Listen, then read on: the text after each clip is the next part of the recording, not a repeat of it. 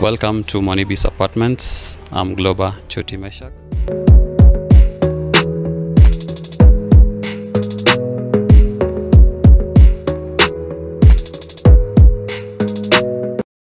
Monibis is located at Tasia Abagusii off 75 Road where you're headed to Utawala.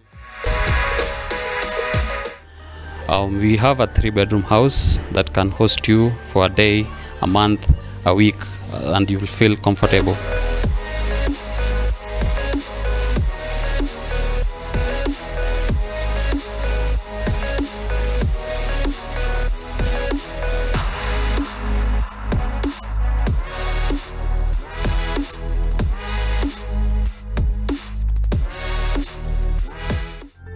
It's easily accessible, and you're most welcome.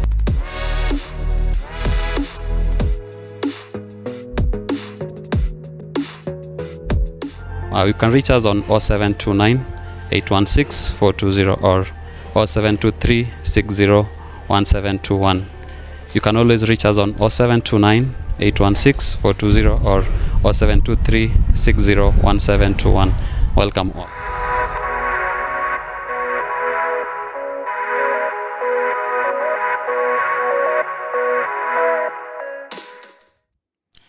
Alright, karibu mpenzi mtazamaji tena siku hii ya leo. Ikiwa ni siku kuu ya ukimwi duniani ama ukipenda World AIDS Day, na vile vile theme ya mwaka huu ikiwa ni equalize ama kusawazisha ama sawazisha. Na leo nimefanikiwa kuleta mgeni hapa ndani ambaye tutaenda kujadiliana mengi zaidi kuhusiana ugonjwa huu wa ukimwi, vile vile atueleze taarifa yake. Kwa jina anaitwa MC George. Karibu bana. Asante sana, nashukuru sana. Na nimekaribia. Naam, hebu tuambie mwanzo, who is MC George? MC George ni mwimbaji. MC George ni anasoma, ni mwanafunzi. Na MC George ni jamaa ambaye alisaliwa positive. Na sasa hivi baada anaishi tu positive, anakunywa dawa yake vizuri. I'm a champion of HIV and AIDS. Yeah. So wakati ulizaliwa nayo, at what age pengine ulijua kwamba pengine unajua ukiwa mdogo unaweza ambiwa unameza vile vidonge, lakini ulijua mwaka gani sasa kwamba una virusi vya ukimwi? Okay, ilikuwa hivi kwa sababu nilikuwa naugua nikiwa mchanga. Na nikiwa nikipelekwa hospitalini napimwa napatikana sina virusi. Hawakuwa hata kwanza wanacheke kama ni virusi vya HIV. Walikuwa wanaangalia maradhi nyingine. So wakati nilipelekwa hospitali moja na daktari mmoja akasema hebu tujaribu hii kitu. Tujaribu kupima. Na luckily enough we were with my mother na wakapima wakapatikana tuko positive. So my mom alishtuka sana na hakuendelea kukunywa ile dawa fenya aliambiwa. So akakuja akapass na I say rest in peace, asante sana. Na sasa kutoka hapo story yangu sasa ndio ikaanzia. Mimi nikaanza kuugua. Hiyo dawa hiyo time haikuwa inanipeleka na mzuri, haikuwa inaingiana na damu. Unaona ni kitu imekuwa invented mara mpya kwa mwili wangu. So ikawa inanisumbua kuikunywa, but I thank God kulikuwa na technologies mingi pia zilikuja na wakatengeneza dawa fulani inaitwa kuna first line, second line na third line. Such that ile dawa yenye inatengenezwa isikuwe kwamba ni watu wote wanaweza chukua. Kama first line hiyo yenye ilikujanga first line ilikuanga ya mtu mkubwa. Sasa kama mimi akidi nikichukua huwa inanifanya kama nimelewa, inanifanya kama niko weak, damu ikawa inaniishia. So na nikakuja nikapata hiyo second line. So nikaanza kutumia tu hiyo ikanizoea na maisha yangu sasa ikarudi normal. Nikaacha kuugua, maradhi ikapungua kwa mwili. Nikakuwa healthy na sasa hivi venye unaniona bado naendelea kunywa. Pengine ukisikiza pengine historia ambayo mamako pengine alikuambia, pengine ulizaliwa pale hospitali, manake najua ukizaliwa hospitalini basi kungekuwa na those chances kwamba wapime wajue ikoje na vile vile pengine haungepokea ama ungekuwa na vile virusi vya ukimwi. Ilikuwaje? So unajua hiyo time ndio HIV ilikuwa imekuja 1990s. Na sasa kuja kufikiria tupime hii kitu, watu walikuwa wana imagine kwamba HIV hajafika Kenya. na labda wakati mwingine resources zinatumika kupima hazikuwa zimefika huko sababu madini ilizaliwa.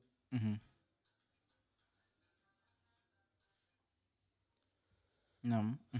So na hiyo ndio ikawa ni kama changamoto, nikakuja kukua realized rather. Yeah. And so far, maybe if I can ask, how much have you coped now with the drugs, with the situation that now you're positive? Okay, mara ya kwanza unajua ukishakuwa positive na kuna watu wenye wanaangalia kwamba huyu mtoto alizaliwa positive, unaona? Kuna ile kutengwa, but sasa ni kujisimamia mwenyewe na kujikubali. Unajua kama hata upate support aje, watu wenye wanakupenda aje, kama hujajikubali itakuwa ngumu, unaona? So aswa mimi natumia kama example, kama umepata ajali, umekatwa kama mguu ama hata mkono, huwezi sema ni mwisho wa maisha. Na kama utajipenda ujikubali, isha happen, ishakuwa ukue tu hivyo, maisha uyakubali. Mimi ni hivi, ni MC George, niko positive. Hata uambiwe na nani you are awesome, wezi change your mindset. So mimi kitu ilinipatia motisha, mimi yani nilijikubali tu na nikapenda hiyo dawa. Hata before kwanza nikuje kurealize kama ni HIV, mimi nilikuwa nakunywa dawa na daktari akaniambia usiwahi ruka kutumia hii dawa na 30 times. So mimi nikakuwa nimezoea, but kufikia 12 years ndio nilisema I have to know mbona natumia hii dawa, na kila time naenda hospitali, mara kutolewa damu, mara kufanya nini. So daktari akanikalisha chini with my help of my father. So ndio wakaamua kwamba they stand with me. Na mimi at 30 times sikuwa naona kama HIV ni kitu ngumu. Na I thank it because ingekuwa ngumu angekuja kuniambia wakati nimekuwa mkubwa. Ingekuwa saa challenge, but waliniambia at early age. Yeah. Na mara ya kwanza ukianza haukuwa umemention baba katika ile historia yako, lakini sasa umemention. Hujamuongelea, ningetamani sana kusikia story ya baba. Baba ako poa, ako sawa, ako nyumbani anafanya kazi yake, na he is negative. Okay. So the story is between my mom na mimi sasa. Yeah. So hata mimi niko na hiyo maswali part yenye isha happen. Ninajua hata mimi nilikuwa na maswali ningekuuliza, lakini umeshaikwamisha hapo, basi siwezi uliza. Hapana, hivyo ndio hata mimi niko na hiyo maswali. I wish my mom was alive, but ingine ni mpango tu ya Mungu. Naam. Yeah. So kuna hii wanaita stigmatization. Uligundua kwamba ulikuwa na virusi hata a young age. Kuna pale shuleni ukiwa na wenzako, pengine kuna some ambao walikuwa najua una virusi, and then wengi pale chini unajua hawajajua jinsi ya kuhandle those people, kuongea na wewe. So did you experience a lot of stigmatization hasa ukiwa pale high school and maybe nianze primary? Yeah, primary. Inaanzia kwanza primary sababu mimi nilisoma hata ni local school. Na watu wenye tulikuwa tunasoma na wao ni watu wa kijiji. Acha niseme nikubaliana kwamba hiyo kitu iko. Because ukiangalia wakati my mom alikufa, watu wa like mother amekufa na HIV. HIV ndio imemuua. So na ikawa hiyo story imechukuliwa sasa kuja kwangu sababu mimi nilikuwa nimezaliwa positive na my health at that time haikuwa mzuri. So ukipata watu unacheza na wao, maybe unataka kucheza, we need a company kama watoto. Na company tu huwezi chagua mtu mwenye unaweza cheza na yeye ama nini. Lakini sasa wewe ukiona watu wanacheza unataka kuwajoin, unaambiwa wewe huwezi cheza. Huwezi fanya hii na hii na hii. So yani wanakutenga, wanaona kama huwezi fanya, kama ni mpira kupiga mara utaumia ama utawaambukisha. Unaona? So I remember there's nishaambiwa situation mingi like kuna mwalimu pia alikuwa anajua hiyo story. So hata ukiwa class hawezi kupatia opportunity to you give your answer. Na hata ukifanya kama ni makosa hawezi kupiga kiboko, but anakutumia matusi. Unaona? So hiyo ilikuwa ndio changamoto kwangu. Na grow. Na wakati nilijoin high school ilikuwa ngumu sometimes kukunywa dawa sababu kuna boarding kwenda huko home nilijoin.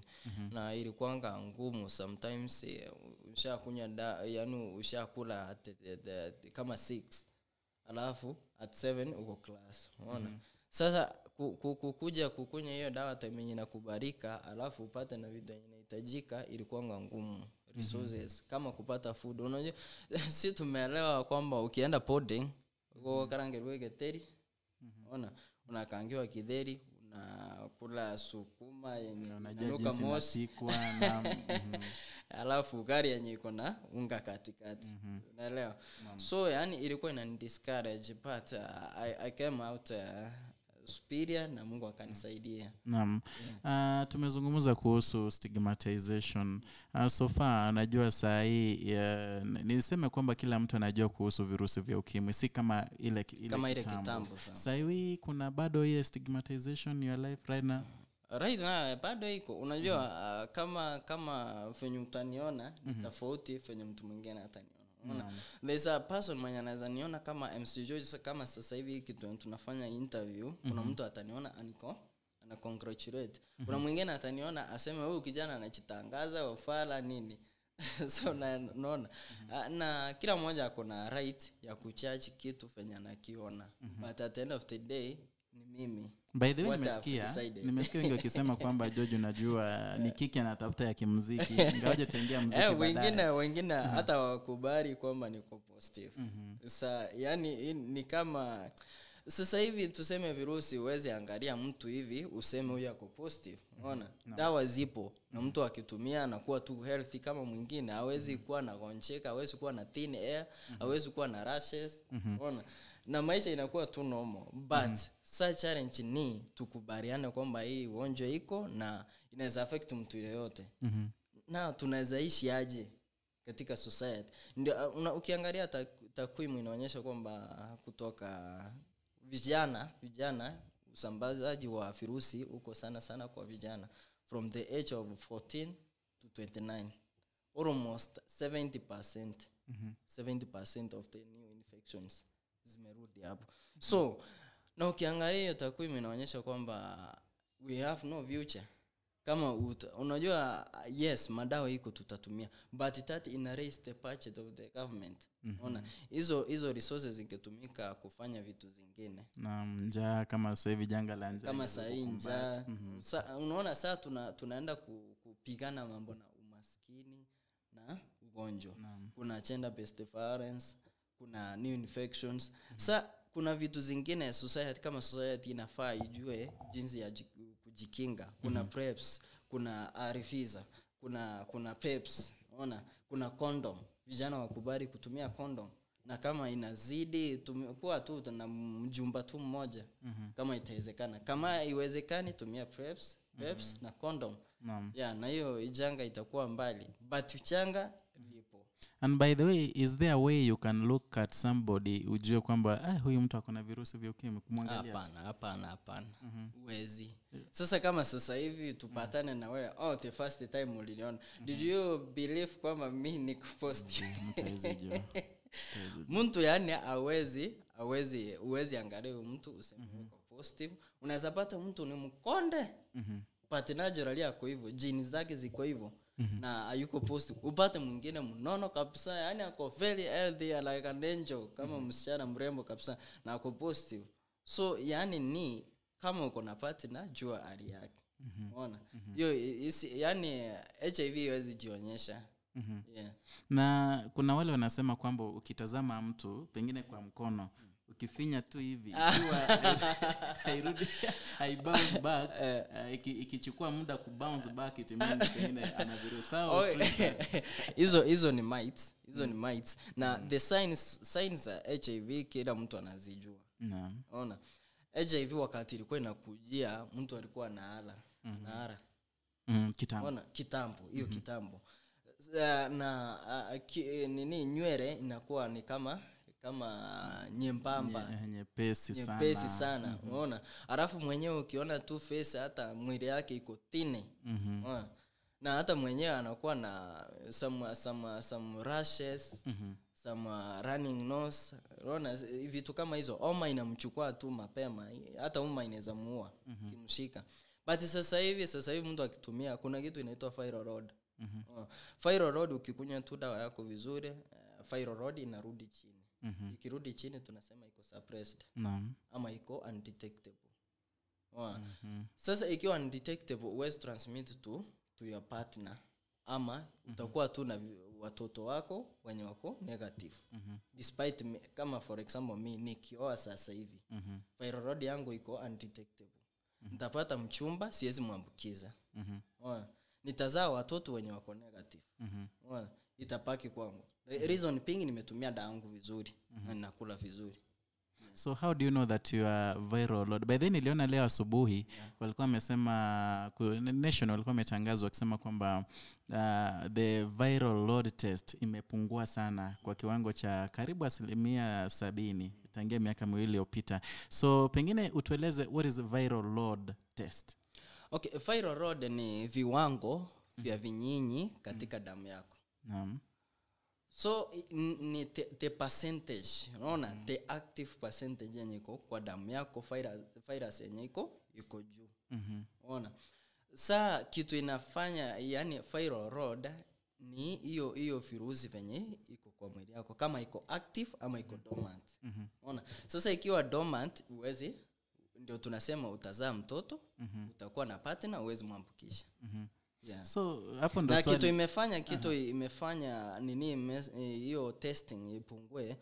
Unakumbuka corona ilipoingia, kuna time RFs pia zimepotea, zilikuwa zinapungua, even we are in a risk.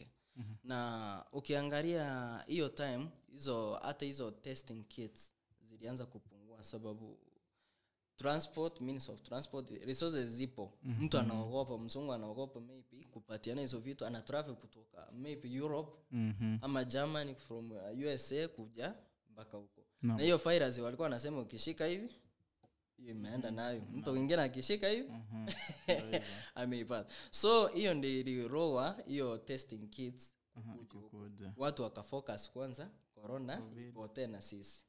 Ndio maana hata hiyo testing haikuwa inafanywa. Ndio maana ilifanya ikapungua. But of current imeanza kuendelea. Hata dawa wakati zilianza kupungua, government iliongea na theater na government organization wakaleta hizo dawa. Na juu umeongea hivyo, pengine ningetamani kujua if currently you are dating, and kuna jambo ambalo utatujuza kuhusu. Kuna ile niliona wanasema sijui CD4 something like that. CD4 count inamaanisha nini? Pia utatueleza CD4 ni nini, na vile vile are you dating?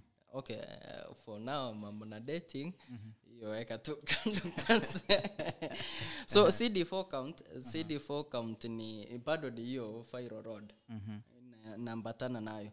Na viral load ni number of pieces. Wakati wa kitambo tulikuwa tunatumia CD4 count. Sasa hivi tunatumia viral load. So ni kajina tu walitwist. Na ni neno nasema sijui CD4 cells. I don't know. Cells. So cells ndio hizo numbers. Okay. Biology. Ukisoma biology wanasemanga cells ni kama ni traits. Unaona?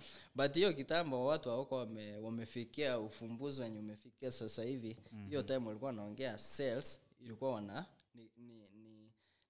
ni technology yenye ilitolewa kutoka kwa traits. Unaona?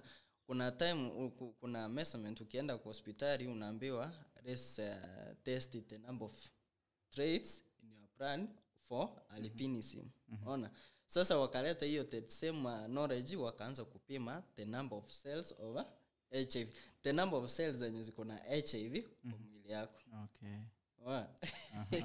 Sasa wakakuja wakadevelop wakaleta viral load. Viral load hiyo yenye wanasema wana encourage ikue undetectable, ikue suppressed, ikue chini. Sasa ndio hiyo ndio the same time. Okay, so ushataja kwamba you not dating, lakini bado lazima niulize swali nataka kuuliza hapo. Ikiwa sasa imefikia kiwango pengine unataka kudate, do you tell the one mwenye umemkuta kwamba mimi unajua nina virusi, ama juu umesema kwamba your viral load iko undetected, unaweza kuwa na yeye mfanye ngono lakini asipate ugonjwa. So should you tell, ama wewe utamwambia una virusi, ama atakuja muishi na mwambie unajua mimi niko hivi lakini usijali? You know, me luckily enough, I'm exposed. Sijaficha. Na on my YouTube channel huwa nafanya hizo vitu na huwa na encourage watu. So it is hard kuficha. unaona kama hii nguo venye imekuwa kuna wenye wajui ukirusha kwa nyumba mtu mwenye ako careful ataangalia but as it is advisable ukiwa na partner unamwambia just in case unaona unamwambia mimi babe mimi niko positive unaona such that ajue akiingia kwa relationship anajua ni mtu anadeal na moyo inakani atakurinda. Unajua kuna time yenye ukificha unaweza kuwa unasahau maybe kunya dawa unakuwa unachificha so na pia na yeye anakusupport anakusaidia ukunywa dawa kama anakupenda na upendo upo. Mimi akikujia leo mimi sikatai na siwezi pinga sababu ni mpango ya Mungu na kuoa ni lazima na ikifika muda wake nitaoa na I believe my partner atakuwa maybe positive ama negative but kama akiwa negative I will ensure akue negative na tutazaa watoto wenye wako negative. So do you think now that your viral load iko chini hatapata virusi umeshasema, what if atumie tunaita pre-exposure prophylaxis prep akitumia hiyo na aache kutumia, which one is better? Okay, kwa sababu viral load yangu iko chini siwezi muambukiza. Ikiwa juu unaona iko advisable wakati kama umelala na mtu mwenye uchui status zake maybe it was accidental ama you were raped, unaenda unatumia PEPs. But kama wewe unafanya hizo biashara kama wanaita social workers, sex workers unaenda tu unatumia PrEPs just in case iko kwa mwili such that hiyo virus kama mtu unaenda kwa have sex na unprotected sex so inafanya hizo virus zinakuwa zinaoshwa zinatolewa sababu uko na dawa kwa mwili so hiyo ndio inasaidia. So umeshasema kwamba usha expose but then why did you decide to go public about your status? Kuna wengi najua wana virusi na wanameza hivi vidonge vya kupunguza makali lakini chini ya maji. Sijui wewe mbona ikabidi kwamba ukaenda public? Okay, me kama mtoto nilikuwa exposed na society. Na ile stigma ya nilikuwa naona the pain I went through. Na nilikuwa na desire kwamba nipate mtu at least mwenye ananikomfort, mwenye ananiambia hey George you can do it. Unaona anaweza kusupport akwambie George you are loved, unaweza songa mbele, you can live a normal life, but sikuwaipata. So I decided because the surroundings yenye nilikuwa nayo mtu anajua uko na virus na anaona maybe uwezi fanya kitu fulani lakini which is wrong. I'm able naenda shambani nilime from morning mpaka jioni na nisichoke. Naweza fanya vitu mingi tu, kazi tu normal. So nikaamua tu acha ni encourage watu na Mungu akanijalia talent ya kuimba, naimba na elimisha watu. Yeah. And ndio ushasema kuna madema ambao pengine wanaweza jua you are positive and bado they unajua wa make those advances kwako maybe. Yeah, wapo yeah. Really? Wapo. Wapo lakini kwa sasa hivi sifiri kama muda umefika. Lakini muda ukifika utafika tu wenyewe. Unajua kitu ikifika imefika na Mungu akisema ni sasa hivi, sasa hivi huwezi kuelewa. Na ukikuja do you tell them unajua mimi bado nina virusi? Unajua luckily enough mtu sana watu wanapata ni watu kama wenye tumerelate na wao. Okay. Na I keep sharing my story on my status, on my YouTube channel, on my social handles. Na mtu akini search, mimi akijua kama ni MC George na watu wengi wananijua kama MC George. Mimi wakienda wakisearch ama mahali popote wakinipata tu hivyo, mtu akikuja inbox wako na in mind anajua. So kuna mtu atakuja akue friend wako. Ona, baada ya kuja baada kuulizia kuna story fulani nasikianga ni ukweli. Hao pia wapo. But ni maisha. Na lazima ukubali, uambie tu mtu truth, uambie ukweli. Kama atakupenda. Kama sio nusu yako, si nusu yako. Yeah. Naam, pengine ulizungumza tukianza ulizungumza about diet ukiwa shule, ilikuwa ngumu kidogo ikabidi kwamba umeenda day school. So tell us more about your diet. My diet from in the morning naweza amka ni kunywe strong ama uchi, nikipata kitu kama ndizi ama arabuani nakula. Lunch naweza chukua kitu light, either beans beans na sukuma ama kamchela hapo ama ugali. Na jioni ninachukua tu greens bado. Mimi napenda greens. Nachukua either managu ama saga na ugali. Yeah. So that's what is recommended. Unakuwa tu unateka variety of things. Okay. Sababu unajua diet is means lazima uchukue maji kwanza, maji mengi yenye inatoshana. It is 8 glasses. Uchukua at least a fruit na vegetables. Vegetables ndio zikuwe mingi. Hizi zingine unaweza acha hata ugali. Bora tu kule vegetables. Sababu vegetables ndio zinakuadi kama ni damu, kama ni hiyo nyamasi. Inaitwaje kwa Kiswahili? Makali ya kupigana na virusi vya HIV. Yeah. Sana hizi za raw course kama masosa, saga, nagu, gesare. Hizo. Na nimesikia wengi wakisema kwamba maintaining that diet or affording the diet kwa mtu mwenye ako na hivi virusi ili kujikimu pengine inakuwa ni ghali mno. How true is that? Hapana, sio ghali. Sasa nikuulize, uko nyumbani unaweza kosa pins? Unajua watu tusifikire diet ni kununua nyama, pizza. Hapana, hizi vitu tu normal tu. Managu ni kitu unaweza panda hata shamba. Mimi niko nyumbani napanda mboga. Ukifuga hata kuku moja umepata mayai. Urime shamba, ukwe na mahindi, ukwe na marawe. Hizo ndio zinahitajika, sio vitu zingine ukunywe na maji. Si maisha inakuwa tu normal. By the way, me I don't take meat. I don't take kabisa. Yeah, kabisa. If I take white. Yeah. Why? Sababu unajua sasa hivi okay, me my personal reason ni kuna watu sasa hivi kama ni ng'ombe, kuna zenye zinakuwa treated alafu survive.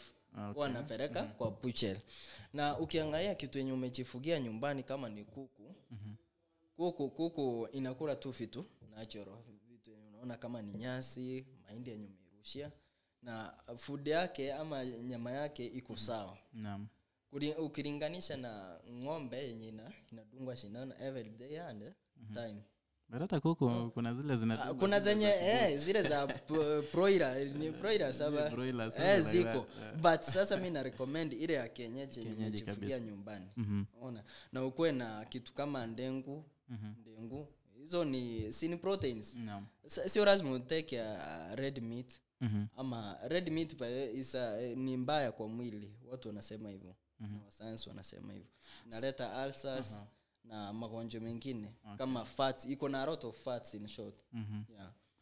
Na tuseme sasa ushakunywa these ARVs for over 10 years, right? 20 years. Yeah. So how kuna mahali zinafika pengine zinaleta effects kwa mwili, pengine zinakataa kidogo, kuna what effects zinaleta kwa mwili at some point? Una effects zinakuanga wakati unazianza ukianza kukunywa. Ndio unapata kama uko weak, kama hujazoea kukula tu vizuri, ukunywe maji mingi. Sababu hiyo ni iko recommended any medicine or prescription yenye unapatiwa na daktari is recommended unatake a lot of water, fruits na vegetables na ukule tu vizuri. So kama utakula tu vizuri utakuwa mnyonge. Unaona, hiyo ni effect moja. Effect nyingine ni damu kukuishia kwa mwili. Unaona, but hizo effects ziko earlier stages wakati unachukua dawa. Ukikuwa tested positive ukipatiwa dawa. But ukiwa persistent kukunya hiyo dawa, utakuja time yenye umezoea, mwili imezoea na hiyo dawa. Trust me not, yani mimi si strain kukunya dawa. Mimi time tu inafika hivi bila kuangalia hata saa. Hii saa iko hapa pate sipendangi kuitumia. Sababu yani najua at this time kuna kitu sijafanya sababu nimezoea kuifanya. Okay. Yeah. And dawa zako unazichukua wapi? I know there are some guys who nazo. Mtu anatoka hapa Kisii anaenda kuchukua Homa Bay. Ni kweli. Mimi nachukua dispensary ya home. Nachukua home tu. Hapo kwa society. Mimi nabeba kapagi kangu naenda hospitali nachukua dawa yangu. Narudi naenda kwa nyumba. Kama naenda shuleni na pack to school. Yeah, mi life yangu imekuwa tu hivyo. Na kuna mengi yamezungumzwa na kuna wengi hatujajua, pengine wewe utatupa uhondo zaidi. Kuna wale kidogo wanasema kwamba unajua kama una virusi vya ukimwi ukifanya ngono na watoto wadogo wachanga, wale pengine hawajavunja ungo, hawajabale kuvunja ungo tunasema. Yani virgins. Vile virusi ama niite viral load, sasa umeniambia viral load yako inarudi chini. Wengine wanasema unapona ukifanya hivyo unapona, but hiyo ni uongo. Hiyo ni uongo. Sasa nikuulizie, tuseme nikwambie aje sasa, ni example gani naweza kupatia, but hiyo ni uongo. Sababu virusi iko kwa mwili. Naam. Ona, sex is about changing fruits. Ona, fruits, na fruits zenye yako nazo ni damu. Maybe kama ni damu ama hiyo unyefu, na wewe uko na damu na unyefu. Sasa kama yeye yako safe, wewe uko na maybe kama niko na infection yenye iko active, nitamwambukisha. Na pia yeye kama ako positive ataniambukisha kama atumii dawa. So zote tunaweza ambukishana. Ona, na hiyo ni mites zenye zilikuanga kitambo. Sasa wengine wanasema kuna time Roliondo ilikujanga, ilifuma sana. Watu walichanga pesa wakatoka Kenya wakaenda mpaka, lakini walipona. Huyo babu wako bado. Hizo ni mites. Ni mites zenye ziko. Ni kitu yenye iko ni mtu achukue dawa yake vizuri, akule tu vizuri, aishi maisha tu normal. Ni kukubali kwamba virusi vya HIV ni mgeni amekutembelea kwa mwili wako. Mkubali uishi na yeye. Na nimeona kuna jamaa nilikutana, sijui ilikuwa wapi, anasema yeye unajua alipata dawa kienyeji akameza sijui kibuyu lita 20 akapona ugonjwa. Sijui ni kiki alikuwa uze biashara uze dawa. Umeikumbana na mtu ambaye pengine amekunywa dawa kienyeji akapona virusi hivi vya ukimwi? Kuna wenye nasikia, though mimi sija confirm, pate ni uongo. Mimi nasikia venye wewe pia unasikia. Kuna watu pia wana take that advantage. Unajua kuna time corona ilikujanga na hatukuona mganga yote akiuza dawa. Hiyo time mimi ndio nilijiuliza maswali. Yes, corona is there. Paka mganga akaenda missing. Unaona, hao watu walikuwa wanaweka hawa mganga kienyeji, hakuwa. Unaona? Sasa ni kukubali tu, kuna vitu unatumia tu dawa. Yes, nakubaliana kuna hii miti shamba, but iko made to treat other things. Unaona? Kama ile ya watoto zinaitwa ngaje? Hizi zinatoka hizo za watoto. Na maybe kama tumbo kuuma 40, but they are not recommended. Maybe there's a cure for HIV, but ni wanasayansi hawajaifikia karibu. Maybe they wakufanya collaboration between the modern and the tradition ndio watupatie dawa. But sasa kusema mimi nakunywa hii 40 nimepona, mimi sijaiona. Na vile kabla sijasahau, naona umepias moja. Najua kuna wengine wanasema kwamba ukipias moja maanisha wewe ni ule sijini wa sentu. Mimi nimepias 2. Na ni kitu mimi nilipenda tu passion. Mimi nilikuwa napenda Bahati, nilikuwa napenda Will Paul, sababu they inspired me to sing. Na venye wanafanya na mimi naipenda. Unaona? Pia napenda huu muonekano. So si ati mimi inafanya hivyo. Kila mmoja ako na lengo yenye imefanya akatopoa. Unaona? Kuna mwenye anatopoa sababu yeye maybe ni gay, mwingine anatopoa sababu ya usanii, mwingine anatopoa sababu anataka maridadi. Unaona? So there's a different reasons zenye inaweza fanya mtu akatopoa masikio ama ku-pierce. Sawa, lakini sasa tuseme serikali imejali vipi? Unajua sasa leo ni siku ya World AIDS Day. Na lazima tuangalie tunaenda kuangalia the theme and maybe what you've done.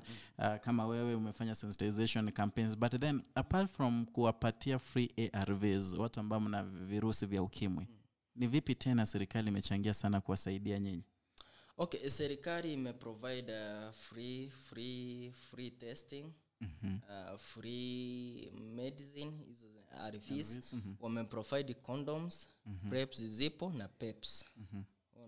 Wamehakikisha kwamba mtu yeyote mwenye ana seek those services anazipata through free. they are free. Sasa hivi kama hivyo a sex worker they are at risk ya kupata virusi vya HIV.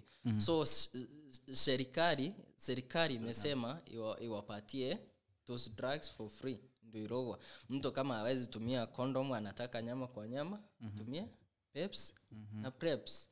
So hiyo ndio njia moja. Njia nyingine wamekuja na njia ya kuelimisha watu. Sasa kama leo kuna event inaendelea hapa Iveno Ward. Na inaongozwa na Honorable Steve Arika. Na kuna readers wengine watakuja huko. Na mimi nawahimiza HIV sio ni kitu ya siku moja. Hakikisha kwamba hiyo kitu inaendelea. People are educated. Sababu hiyo sasa hivi niko sure kama wacha stream live kama mtu hawezi afford kufika kwa ground hivyo atakuwa absent. Unaona? Na maybe yeye ndiye ako exposed to. They need to do an extra miles. Yes, they have done enough, but enough is not enough until it is enough. So kwa sasa hivi wamejaribu. Pengine sasa tuongelee World AIDS Day leo. Wewe kama MC George nimekuona t-shirt yake yenyewe inaonyesha na so far what have you done in the campaigns kuhakikisha kwamba vijana wamejisitiri kidogo kutokana na ugonjwa huu? Okay, mimi ni kitu nimekuwa nikiongelea kutoka utotoni ama kwa wakati nilianza muziki. Na my fans wenye wananifuatilia huwa na educate through my status, my social handles. I have a page yenye iko na 30k plus followers. So huwa na post na tuna interact. Unaona? Bado kuna wenye hawacha change that mentality kwamba mtu mwenye ako positive huyu ni mtu amekufa akitembea. Unaona? Lakini napata chance ya kuwaelimisha na kuhamasisha. Na nikipata platform kama show huwa na educate watu. Sababu hata ukiangalia hii kitu kama umesoma kama na wewe ni msomi utajua kuna information. Unaona? Na ukitaka kujua zaidi utaniulizia, nitakueducate. Na hivyo tutaendelea mbele sababu hii ni kitu itaathiri mtu yote yule, iwe mtoto, iwe mama, iwe baba. Unaweza pata from nowhere, unaweza enda kupita mahali, sio lazima ukwese. Unajua watu wanafikiria ukiwa positive wewe ni malaya. Unaona? Iko associative. No, kuna mtu amezaliwa nayo. Kuna mtu maybe alienda hospitali akaekewa damu mbaya ama maybe wakashare sharp objects, maybe sio hata sharing. Uko nyumbani unaweza pata kama unatumia kisu ikakata mtu mwingine. Maybe wewe utumie dawa fibroid yako iko chini. Unaona? Ikate mwingine. So unaona inaambukisha tu hivyo. Pengine apart from stigmatization na zile za kwanza wakati ulikuwa unatumia dawa zinakuletea shida kidogo na feel mnyonge, ni changamoto zipi sasa kwa jumla ambazo unaweza tuambia that ranges from taking the drugs and then kusensitize watu and kupiga kampeni kuhusiana na ugonjwa wa HIV yote kwa jumla? Sasa hivi challenge yenye napata ni resources. Because me kama ni kujikubali, nimejikubali. Na I'm doing this thing for entirely, nimejitolea. But kuna time unafika like kama unataka kushuti ngoma, kama unataka kufanya live performance, kama unataka exposure, kama ni show, unaona? Sometimes ukienda hata kwa church unaambia pastor ama religious leaders kwamba unahitaji kuongea na watu about this thing. Maybe wanaona maybe you are wasting their time. Unaona? Na hiyo kupata that exposure inakuanga some challenging. Na kwenda hata schools nahitaji kitu kama barua. Kuna shule yenye nilienda nikaambiwa wapi barua. Unaona? Na of which that information ningesaidia mtu mmoja ama wawili wenye sasa hii labda wako positive. Unaona? So hiyo ndio challenge yenye napata zaidi. Na kama MC George mimi sikuzaliwa kwa familia yenye inajiweza. Mimi najipigania na watu wenye wananisupport na wenye wanachangia ku make MC George ndio nimekuwa tu hivyo. Sasa hivi sijapata sponsor. Ukiangalia kama hii t-shirt imeundwa na fan ameniundia akanituza.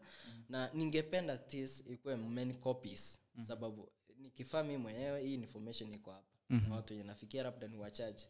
Nikikupatia t-shirt utafaa mwingine hataona, mwingine. So campaign iendelee tu hivyo. tusikwe tuna celebrate leo alafu the future tunaiacha. Unaona? We are celebrating only one day. Out of one day we have 64 sasa. One day or sawa 64 tuna celebrate one day na we have 364 days zenye tuongelea hii maneno. Unaona? So hata sasa hiyo siku kuna mtu atatoka hapa amesahau kitu aliambiwa. So ni kitu inafaa kuwa in day to day. Tusikonifazilize nizikue mtu mwenye ako positive ajue venye ataishi na mtu mwenye ako negative ajue venye ataishi na mtu ako positive. Yeah. And so far the county of Kisii imefanya mengi zaidi ama imefanya kiwango kipi kuwaoni nyinyi ambao mnaishi na virusi hivi vya HIV? Kwa sasa hivi sitaki nidanganye government maybe kama hii information itafikia mmoja wao na sijapata mtu wenye yani county ikisupport sana aswa na I'm crying out mtu mwenye yote mwenye anaweza pata this information afikie tu county to the governor at least hata akipata hata mtu mmoja support. Unaona? We can form a group inaweza kuwa inatembelea kama ni mashule, inaweza fanya kutembelea the vulnerable families. Kuna mtu mwenye ako positive anajitenga huko kijijini. Unaona? Maybe akunyi dawa. Alafu huyu mtu atapata mtoto mwingine, mtoto wa jirani. Alale na yeye amemwambukisha. So unaona kama viral nini inaendelea kupanda juu, virus the new virus infections zinaendelea tu kupanda. Kama hii emotion iwezi endelea, bado tutaendelea tu kuishi kwa ndoto. Yeah. So nani alikwambia unaweza imba? Okay, mi kwanza kuimba nilikuwa naimba nyimbo za kitambo. Kuanzia Wilpaul, Giroli Mulilo, kina Rose Mwando. Na wakati nilikuwa naimba watu wenye walikuwa wananitegea, they were praised with my voice. Nikianzia na my grandmother. So my grandmother alikuwa ananitegea most of the time yeye ndio tulikuwa tunakaa naye akaniambia you have a nice voice, you can sing. Those only information ikanipatia motisha. When nilimaliza high school hivi yani kitu ilikuwa inakilika kwa akili ni and uimbe. So apart from shule, do you want to venture into maybe sensitizing people ama unataka ku venture into music? Sasa hivi I want to do both. Sababu music ni kitu is part of me. Iko ndani ya damu yangu na kusensitize watu ni kitu yenye nimejitolea. If I get the support I need, I will still kama nitakosa I will be doing it because ni kitu ambacho nimejitolea. Mimi kuna time nilikuwa natamani sana nipate mtu mwenye ananiongelesha niambie MC George you can do this, you can do this and this and this. But sikupata. Sasa hivi after the opportunity ya kuambia watu you can do this and this. Mbona nisiwaambie? And God will bless me at this time. Sure. Yeah. Na katika nyimbo zako ambazo umeimba, nimeona nyimbo zako nyingi, haswa nikipenda ile Lituko naipenda sana. Asante sana, nashukuru. Kwa zile nyimbo zote umeimba, kuna zile specifically umeimba ili kuhakikisha kwamba umeambia watu kuhusiana na ugonjwa huu wa ukimwi? Okay, kwa Lituko niliweka tag moja. Currently sasa hivi I'm going to perform on the county. The county event yenye iko even award Nyantrago Stadium. Hiyo song nimeandika ni ushuhuda wangu na fenye encourage watu kidogo mic fenye naweza encourage watu wenye wako positive wenye wataishi. Hava song nimeandika, nimerecord na imefanywa na video. Na nashukuru sana kwa kunisupport na Mungu akubariki. So hiyo video ikitoka tu hivi tayari sasa hivi kwa YouTube channel. Na sasa hivi naenda kuperform huko. And the journey continues. Sababu songs haziwezi isha. The content is large. Yeah. So kwa kumalizia ningeomba upige mstari mmoja hivi ama kwanza hivi kakastanza ka kwanza kwa wimbo ambao unaenda kuperform kesho tukimalizia. Maneno ya wanadamu. Maneno maneno yalinifunja moyo. Maneno yanavunja moyo. Maneno ya wanadamu yakanishusha hadhi yangu. Nitaishi na HIV. Nitaishi na HIV. Nitaishi na HIV. Yeah. Nimekubali nitaishi na HIV. Na watu wengine wakubali kwamba wataishi na HIV. Sababu hiyo ni kitu yenye iko. Venye tunasema kuna homa, unakubali kuna homa. Na nani umeongea kuhusu maneno? Ni kama kuna maneno mengi sana ya watu. Yeah, maneno niliambiwa mengi sana, but nashukuru Mungu alinisaidia ku come out na kukua strong. So hiyo nyimbo nimeandika ku encourage watu wenye wanaambiwa hiyo maneno yanafunja moyo kwamba it is not the end of life. You can live long. Unaweza zaa watoto wenye wako negative, ukwe na partner wako mwenye wako negative ama positive, lakini usiwezi muambukisha na maisha tu endelee tu kama kawaida. Yeah. Nataka ukiangalia ile kamera yako. Nataka kuna yule mtu ambaye ana virusi vya ukimwi lakini bado ana kiwewe, anaona maisha kidogo ni kama haiko sawa. Pengine utamwambia nini haswa kuhusiana na ugonjwa huu wa ukimwi, virusi vya ukimwi? Yeah.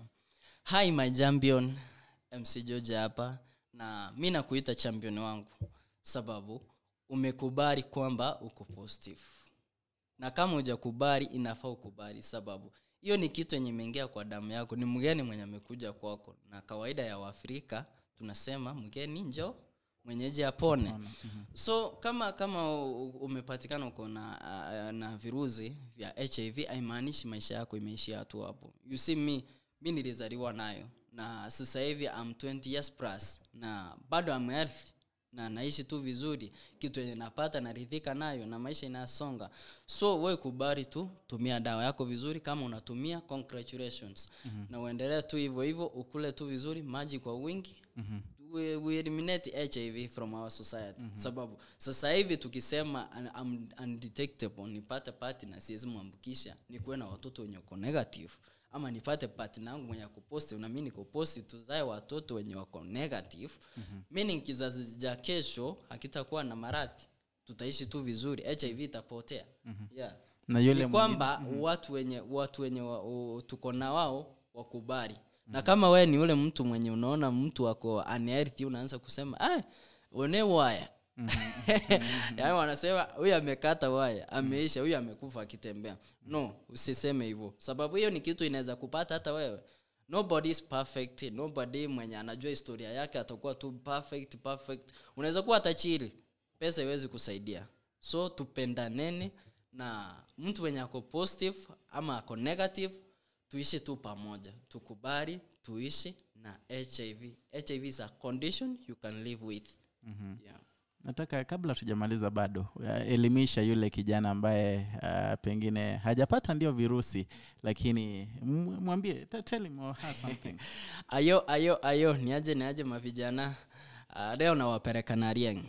So manze, kama umeenda kupimwa huko na umeona kumethoka, ni vizuri utumie tu dawa. Umeambiwa tu tumia dawa ndio uishi.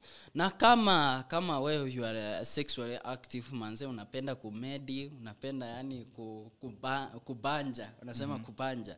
So yani wewe tumia tu kinga. Kuna condom, kuna preps, kuna peps. Kama wewe umelala na mtu mwenye ujui status zake, ni vizuri uende hospitalini before 72 hours. Utumie hiyo dawa inaitwa peps. Unaenda hospitali, it is free. Sio ati ni kitu unaenda kulipia. Uende tu hivi upatiwe hiyo dawa, ujikinge. Sababu hakuna mtu anaweza kubali akiwa na positive. Sio, yani hakuna mtu wenye anatamani ni kujipata. Unaona, maybe umezaliwa nayo, maybe ukalala na mtu through carelessness, ukalala na mtu na you had an unprotected sex. So uende tu hospitali, utumie peps na preps, na kama inawezekana tumia condom. Condom itakusaidia sana. Yeah. Na watakupata aje kwa social media? Najua muziki pia, waambie, tell them to subscribe, tell them to support you. Yeah man. So ukinipata tu hapo YouTube unanipata MC George Kenya. I have a page inaitwa MC George Kenya. Just follow, keep on following. Nashukuru sana the response I'm seeing. Now sasa hivi tumepita 30,000 followers on my page. Nashukuru sana. So go there, follow me on YouTube, subscribe. I'm in Instagram MC George Kenya, Twitter, everywhere is MC George Kenya, mpaka TikTok siku hizi naonanga ni tuk. So follow me, na nyimbo yangu ikikupamba piga challenge, au sio? Shukran. Kuna mengi ambayo tungezungumza na maswali mengi ningeuliza, hasa kuhusiana, unajua it is not a 1 hour thing, ni kitu ambacho tunazungumza the whole day, lakini kwa sasa nimeshukuru sana bro kwa come by. Nashukuru sana. Ikiwa ni World AIDS Day, kuna mengi yanaendelea, wanasema ni equalize, that is the theme, kusawazisha. Hivyo tusije tukawatenga hawa, manake pia ni binadamu jinsi ameshasema. Shukran za dhati kuungana nasi. Niite Edwin Mokaya, hadi siku nyingine. Sijika ulikuwa umetaja jina lako? Mimi ni MC George Kenya. Ukitaka kunisupport pia after these t-shirts. Unaweza ni support, inatoka na 1500. Unaweza ni support, ukinisupport hata t-shirt 2 ama 3 nitashukuru. Hii kampeni isikuwe imekwama tu hapa. Isikuwe ni ya MC George pekee. Iende mbali. Iende mbali, places to places, sababu HIV ni kitu ina affect African continent, America, Europe, everywhere. So I have a big dream if iko huko na and if you are a government official or an NGO, kindly support me. Sijui naweza wapatia namba yangu. Nipate tu. Okay if you are so my number is 0741715898. Support msanii, support talent. HIV is a condition you can live with. Yani embaramba bwana. Thank you so much mpenzi mtazamaji kuungana nasi. Ni Edwin Mokaya, hadi wakati mwingine nitakuletea pengine kipindi kingine, na vile vile nikikuita siku nyingine tafadhali utakuja tuongee mengi na tulizane na tujibizane mengi. Thanks for having me. Shukran.